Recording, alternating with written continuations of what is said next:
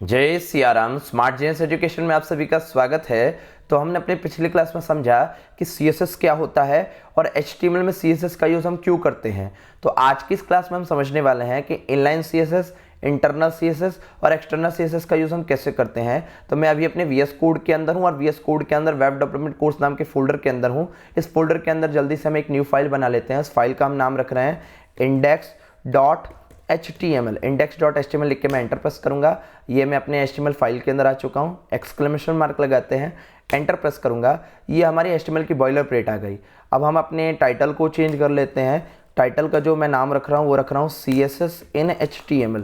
CSS in HTML लिख के मैं बॉडी के अंदर आ जाता हूँ और बॉडी के अंदर एक H1 टैग लगाते हैं। H1 के अंदर हम लिख रहे हैं CSS in HTML। CSS in HTML नाम से मैंने एक हेडिंग बना ली और एक पैराग्राफ लिख लेते हैं। P लिख के मैं एंटर प्रेस करूंगा और लॉरम 50 वर्ड्स का पैराग्राफ चाहिए। मैं एंटर प्रेस करता हूँ, ये देखिए पैराग्राफ आ गया। अब मैं ये आगे बढ़ता जा रहा है तो उसको टॉगल करने के लिए Alt Z दबाऊंगा तो ये देखिए टॉगल हो गया। कंट्रोल एस करके सेव करता हूँ। अब हम समझते हैं कि इनलाइन सीएसएस को कैसे लिखते हैं। जैसे इसका नाम है इनलाइन, जो कि एलिमेंट के लाइन में लिखा जाए, एलिमेंट के अंदर लिखा जाए, उसे हम इनलाइन सीएसएस कहते हैं। तो मैं चाहता हूं कि जो मेरी हेडिंग है, इस हेडिंग का कलर चेंज हो जाए। जो मेरा H1 है उसका कलर चेंज हो जाए। तो मैं क्या करूंगा, H1 के अंदर जाके स्टाइल लिखूंगा। H1 के अंदर जाके मैं स्टाइल लिखूंगा। स्टाइल लिख के मैंने एंटर प्रेस कर दिया। तो अब स्टाइल जैसे ही मैंने लिखा तो यहाँ पे डबल कोट्स आ गया। अब इसी डबल कोट्स के अंदर जो भी मुझे CSS की प्रॉपर्टी अप्लाई करनी है वो मुझे लिखना है। तो मैं चाहता हूँ कि जो मेरी हेडिंग है उसका कलर चेंज हो जाए। तो मैं यहाँ पे लिखूंगा कलर।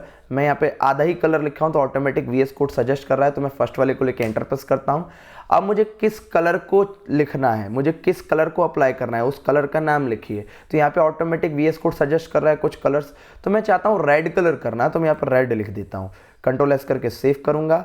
अब मैं अपने लाइव सर्वर को ओपन कर लेता हूँ। ये हमारा लाइव सर्वर ओपन हो गया। ये हमारी वेब पेज दिख रहा है, ये हमारी वेबसाइट ऐसे कुछ दिख रही है। ये मैंने हेडिंग लगाई थी और हेडिंग के अंदर हमने कलर दिया था रेड। ये हमारा कलर रेड आ रहा है। तो अब मैं चाहता हूँ कि ये जो मेरी हेडिंग है इसके अंदर एक बैकग्राउंड कलर भी आ जाए। तो मैं क्या करूँगा, VS कोड के अंदर जाके अपने जो इनलाइन सीएसएस है उसके अंदर जो रेड है, रेड के आगे जाके मैं स्पेस दूंगा और बैक लिखूंगा। जैसे ही तो बैक लिखते VS कोड सजेस्ट कर रहा है कि आपको क्या यूज़ करना है, बैकग्राउंड कलर लगाना है, बैकग्राउंड लगाना है, बैकग्राउंड इमेज लगाना है। तो मुझे बैकग्राउंड कलर देना है, तो मैं फर्स्ट वाले को सिलेक्ट करके एंटर प्रेस करूंगा। अब ये आपको ऑटोमेटिक सजेस्ट कर रहा है आपको कौन सा कलर देना है। तो या तो मैं यहाँ पे कलर का नाम लिख दूँ या तो मैं इसमें से किसी एक कलर को सिलेक्ट कर लूँ। तो मैं एक्वा कलर देना चाहता हूँ। एक्वा लेके मैं एंटर प्रेस करूँगा, कंट्रोल एस करके सेव करूँगा। अब मैं अपने ब्राउजर में चला जाता हूँ। ये देखिए ये हमारे हेडिंग के अंदर एक्वा कलर बैकग्राउंड में आ गया और जो हमारा हेडिंग का कलर था वो रेड था, जो कि हमने वहाँ पे ऐड किया था। तो ये हमारा इनलाइन सीएसएस है। इनलाइन सीएसएस क्या है, जो कि एलिमेंट के अंदर अप्लाई होता है और एलिमेंट के अंदर स्टाइल एट्रीब्यूट को लिखने के बाद ही अप्लाई कर सकते हैं। एलिमेंट के अंदर लिखा जाता है और स्टाइल एट्रीब्यूट के अंदर लिखा जाता है। स्टाइल एट्रीब्यूट के अंदर डबल कोट्स के अंदर हम CSS की प्रॉपर्टीज को अप्लाई कर सकते हैं। अब मैं क्या चाहता हूं कि जो मेरी हेडिंग है वो बीच में आ जाए। तो मैं क्या करूंगा, एक्वा के आगे जाके स्पेस दूंगा और यहाँ पे मैं लिख देता हूँ टेक्स्ट। टेक्स्ट जैसे मैं लिखूंगा तो ऑटोमेटिक सजेस्ट कर रहा है कि आपको टेक्स्ट डेकोरेशन देना है, टेक्स्ट अलाइन करना है। तो मैं टेक्स्ट अलाइन करना चाहता हूं, तो टेक्स्ट अलाइन वाले ऑप्शन को लेके एंटर प्रेस करता हूं और मैं चाहता हूं सेंटर में हो जाए। तो यहाँ पे मैं सेंटर लिख देता हूं और कंट्रोल एस करके सेव करूंगा। अब मैं अपने ब्राउजर में जाता हूं तो ये देखिए जो मेरी हेडिंग है वो सेंटर में आ गई, टेक्स्ट अलाइन सेंटर इस प्रॉपर्टी से। तो ये हमारा इनलाइन सीएसएस है। इनलाइन सीएसएस जो कि एलिमेंट के अंदर लिखा जाता है और स्टाइल एट्रीब्यूट के अंदर लिखा जाता है। एलिमेंट के अंदर स्टाइल एट्रीब्यूट के अंदर लिखा जाता है। तो अगर मुझे इनलाइन सीएसएस अप्लाई करना है तो किसी भी एलिमेंट के अंदर जाऊंगा और स्टाइल एट्रीब्यूट लिखूंगा और स्टाइल एट्रीब्यूट के अंदर डबल कोट्स के अंदर अपने सीएसएस की प्रॉपर्टीज को अप्लाई कर सकता हूं। ये हमारा इनलाइन सीएसएस है। तो अब हम समझते हैं कि इंटरनल सीएसएस का यूज हम कैसे करते हैं। तो इंटरनल सीएसएस को यूज करने के लिए हमें हेड के अंदर लिखना होता है उसे। तो मैं टाइटल के आगे जाके एंटर प्रेस करूंगा और स्टाइल टैग लिखेंगे, क्योंकि इंटरनल सीएसएस को लिखने के लिए हमें स्टाइल टैग के अंदर ही इसको लिखना होता है। तो मैं स्टाइल लिख के एंटर प्रेस करूंगा तो यहाँ पे देखेंगे स्टाइल टैग ओपन और स्टाइल टैग क्लोज हो गया। अब इसी स्टाइल टैग के अंदर अपनी CSS की प्रॉपर्टी को मुझे अप्लाई करना है। तो अब सबसे पहले अगर मुझे इंटरनल CSS अप्लाई करना है तो सबसे पहले मुझे सिलेक्टर का यूज़ करना होगा। अब ये सिलेक्टर क्या होता है, ये मैंने पिछली क्लास में बताया था। सिलेक्टर का मतलब होता है कि आपको किस एलिमेंट में CSS को अप्लाई करना है, उस एलिमेंट को सिलेक्ट करो। तो मैं चाहता हूं कि मेरा जो पैराग्राफ है उसके अंदर CSS अप्लाई हो, तो मैं अपने पैराग्राफ को सिलेक्ट करूंगा। मैं चाहता हूं कि मेरा पैराग्राफ का कलर जो है वो ब्लू कलर में हो जाए, तो सबसे पहले मैं P लिखूंगा, P मतलब पैराग्राफ। अब P के आगे मैं कर्ली ब्रेसेस लगाऊंगा और कर्ली ब्रेसेस के अंदर जाके एंटर प्रेस करूंगा, तो यहाँ पे मेरे कर्ली ब्रेसेस ओपन है और यहाँ पे कर्ली ब्रेसेस क्लोज। तो अब इसी कर्ली ब्रेसेस के अंदर मैं CSS की प्रॉपर्टी अप्लाई करूंगा। मैं चाहता हूँ कि जो मेरा पैराग्राफ है उसका कलर चेंज हो जाए, तो यहाँ पे मैं कलर लिखूंगा और कलर लिख के एंटर प्रेस करूंगा। और कौन सा कलर देना चाहता हूं, तो मैं चाहता हूं ब्लू देना, तो मैं यहाँ पे ब्लू लिख देता हूं और ब्लू लिख के कंट्रोल एस करके सेव करूंगा। अब मैं अपने ब्राउजर के अंदर आता हूं, तो ये देखिए ये जो मेरा पैराग्राफ है वो ब्लू कलर का आ गया।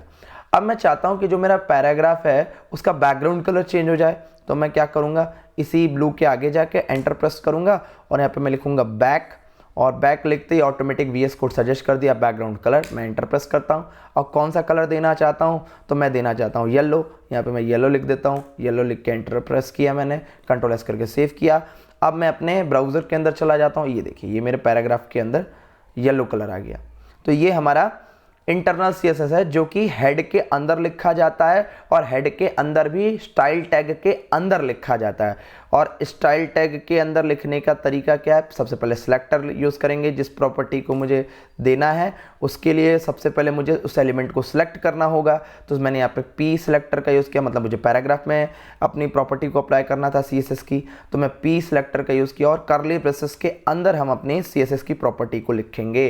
तो ये है हमारा इंटरनल CSS जो कि हेड के अंदर अप्लाई होता है और स्टाइल टैग के अंदर लिखा जाता है। अब हम समझते हैं कि एक्सटर्नल CSS क्या होता है। जैसे इसका नाम है एक्सटर्नल, मतलब बाहर से CSS को हम अप्लाई करेंगे। एक्सटर्नल CSS को यूज़ करने के लिए सबसे पहले हम एक न्यू फाइल बनाते हैं, तो यहाँ पे मैं न्यू फाइल पे क्लिक करता हूँ और फाइल का जो हम नाम रख रहे हैं वो रख रहे हैं style.css। स्टाइल के बाद .css लगाना आपको बहुत ज़्यादा ज़रूरी है। जैसे HTML का एक्सटेंशन होता है .html, उसी प्रकार से CSS फाइल का जो एक्सटेंशन होता है .css होता है। तो style.css लिख के मैं एंटर प्रेस करता हूँ, तो ये हमारी एक नई CSS की फाइल बन गई। अब इस CSS की फाइल को अपने HTML के डॉक्यूमेंट के साथ लिंक करना होगा। लिंक मतलब इस फाइल को इससे जोड़ना होगा, CSS की फाइल को HTML से जोड़ना होगा।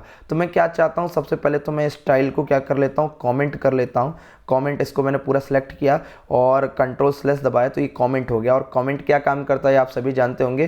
कमेंट कर देने से हमारा जो ब्राउज़र है उस प्रॉपर्टी को फाइंड नहीं कर पाता, उस प्रॉपर्टी को समझ नहीं पाता है। तो मैं कमेंट कर दिया, आप कंट्रोल एस करके सेव करूँगा, तो ये जो मेरा ब्राउज़र में अगर मैं जाके चेक करूँ तो जितनी भी प्रॉपर्टीज़ मैंने CSS की लगाई थी वो सब यहाँ पे हट गई। तो कमेंट से क्या होता है कि कमेंट को जो ब्राउज़र है उसको रीड नहीं करता है, जिस भी चीज़ को हम कमेंट करते हैं उसको ब्राउज़र रीड नहीं कर पाता है। तो अब हम सबसे पहले तो अपनी CSS की जो फाइल है उसको हम HTML की डॉक्यूमेंट से लिंक करेंगे। तो लिंक भी हम हेड टैग के अंदर ही करते हैं। तो यहाँ पे मैं /हेड से ऊपर हूँ और यहाँ पे मैं लिखूँगा लिंक, और लिंक लिख के मैं एंटर प्रेस करूँगा तो automatic link rel equal to के अंदर स्टाइल शीट आ गई और स्टाइल शीट के अंदर href आ रहा है। href, इसी href के अंदर हमें उस फाइल का नाम लिखना है। तो मैं क्या करूँगा, style.css लिख रहा हूँ। मैंने जैसे ही स्टाइल लिखा ऑटोमेटिक सजेस्ट कर दिया कि आपको किस फाइल को लिंक करना है, तो href के अंदर मैंने style.css लिखा। तो ये देखिए ये मेरी फाइल लिंक हो गई। लिंक कर दो स्टाइल शीट को, और उसका रेफरेंस क्या है, तो रेफरेंस है style.css। अब मैं कंट्रोल एस करके सेव करूंगा। अब ये मेरी जो CSS की जो फाइल है उस फाइल से लिंक हो चुकी है, लिंक हो चुकी है। अब जो भी प्रॉपर्टी मैं इसमें अप्लाई करूंगा CSS की वो यहाँ पे यूज़ होगी। अब मैं क्या चाहता हूँ, जो मैंने इंटरनल CSS से यूज़ किया था प्रॉपर्टी, वही सेम प्रॉपर्टी मैं एक्सटर्नल CSS से यूज़ करके देखता हूँ। तो मैं चाहता हूँ पैराग्राफ का कलर चेंज हो जाए, तो मैं style.css के अंदर style.css नाम की फाइल के अंदर आया और P को मैं सिलेक्ट करूंगा, कर्ली ब्रेसेस लगाऊंगा और कर्ली ब्रेसेस के अंदर आके एंटर प्रेस करूंगा और मैं कलर देना चाहता हूं। मैं कलर लिखूंगा और एंटर प्रेस करूंगा। मैं चाहता हूं कि जो मेरा कलर हो उसका वो हो येलो, और येलो लिख के मैंने एंटर प्रेस किया और यहाँ पे मैं अपने ब्राउज़र में जाता हूँ तो ये देखिए ये येलो कलर में आ रहा है। ये इसलिए भी येलो कलर नहीं दिख रहा है क्योंकि अच्छे से, क्योंकि ये बैकग्राउंड हमारा वाइट है तो वाइट पे येलो थोड़ा सा अजीब दिखता है।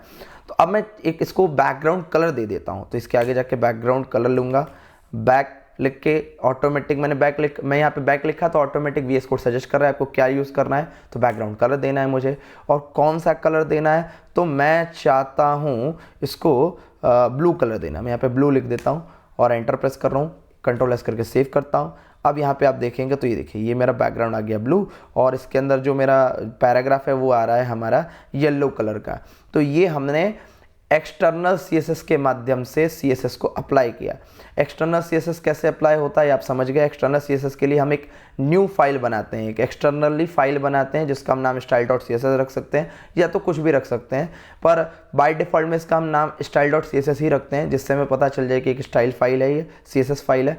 और इस फाइल को बनाने के बाद इस CSS फाइल को हमें HTML डॉक्यूमेंट से लिंक करना होता है। और लिंक कैसे करते हैं, लिंक टैग का यूज़ करते हैं और लिंक के अंदर हम href के अंदर उस फाइल का नाम रखते हैं, लिखते हैं जो कि हमने जिस नाम से अपने CSS की फाइल को बनाया है। तो ये हमारा हमने समझ लिया कि एक्सटर्नल CSS को यूज़ कैसे करते हैं। तो एक बार हम रिवाइज कर लेते हैं कि हमने क्या समझा। हमने समझा इनलाइन CSS। इनलाइन CSS क्या होता है, जो कि एलिमेंट के अंदर अप्लाई होता है और स्टाइल एट्रीब्यूट के अंदर लिखा जाता है। फिर हमने समझा कि इंटरनल CSS को कैसे अप्लाई करते हैं। इंटरनल CSS हमेशा हेड के अंदर अप्लाई होता है और स्टाइल टैग के अंदर लिखा जाता है, जो कि हमने यहाँ पे यूज़ करके देखा था। फिर हमने समझा कि एक्सटर्नल CSS कैसे अप्लाई करते हैं। एक्सटर्नल CSS के लिए हम एक अलग से एक्सटर्नली फाइल बनाते हैं जिसका हम नाम रखते हैं style.css और उस CSS फाइल को अपने HTML डॉक्यूमेंट से लिंक करते हैं। अगर हम ये लिंक नहीं करेंगे तो ये फाइल के अंदर हम जो भी अपने CSS की प्रॉपर्टीज़ को लिखेंगे वो यहाँ पे काम नहीं करेगी। तो उसको लिंक करने के लिए लिंक टैग के अंदर हम href के अंदर style.css जो भी हमारी अपने स्टाइल शीट की फाइल का नाम था वो हम फाइल का नाम रखते हैं। तो आशा करता हूँ कि आपको ये क्लासेस समझ में आई है। अगर आपको ये क्लास समझ में आई हो तो चैनल को सब्सक्राइब करें। और अभी तक जिन लोगों ने हमारे स्मार्ट जीनियस एजुकेशन के यूट्यूब चैनल में complete web development course for beginner to advance की प्लेलिस्ट को एक्सेस नहीं किया है तो प्लेलिस्ट सेक्शन में जाके सेव प्लेलिस्ट पे क्लिक करें और यहाँ से बुकमार्क कर लें, जिससे हमारी क्लासेस आपको सीरीज से मिल सके। और अगर आपको इस क्लास से रिलेटेड कुछ भी पूछना है तो कमेंट बॉक्स में कमेंट करें। और अगर आपको ये क्लासेस समझ में आई है तो लाइक करें, शेयर करें। जय सिया राम।